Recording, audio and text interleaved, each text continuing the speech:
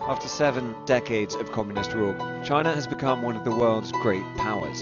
In this video, we look back at the 9 moments that have defined the People's Republic of China.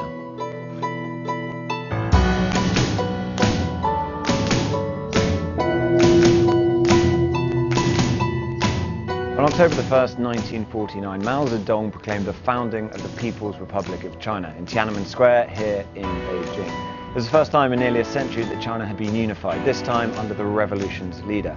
And as every school kid here learns, there's no new China without the Communist Party.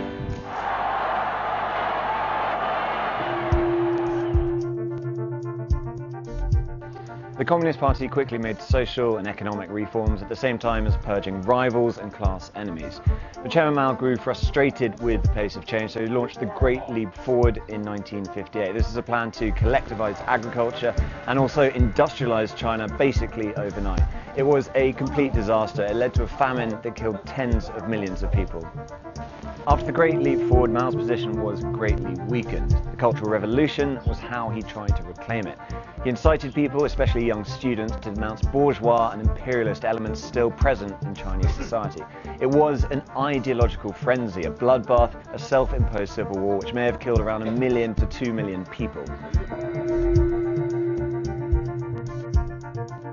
Mao's death unleashed a factional battle for succession.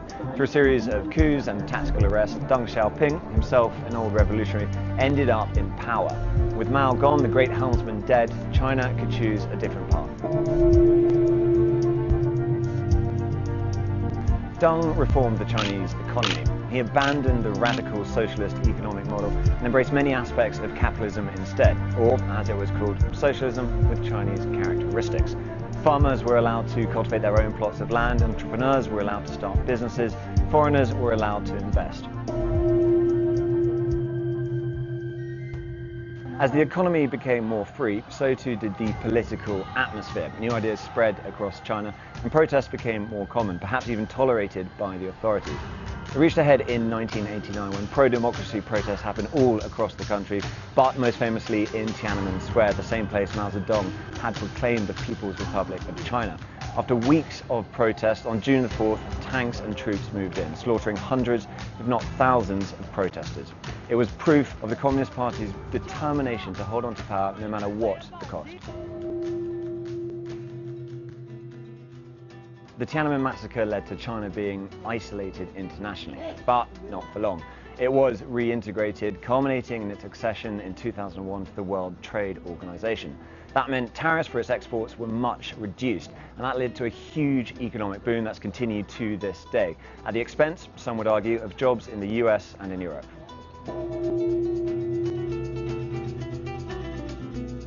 The Beijing Olympics in 2008 were China's coming out party, a show of self-confidence and regained status.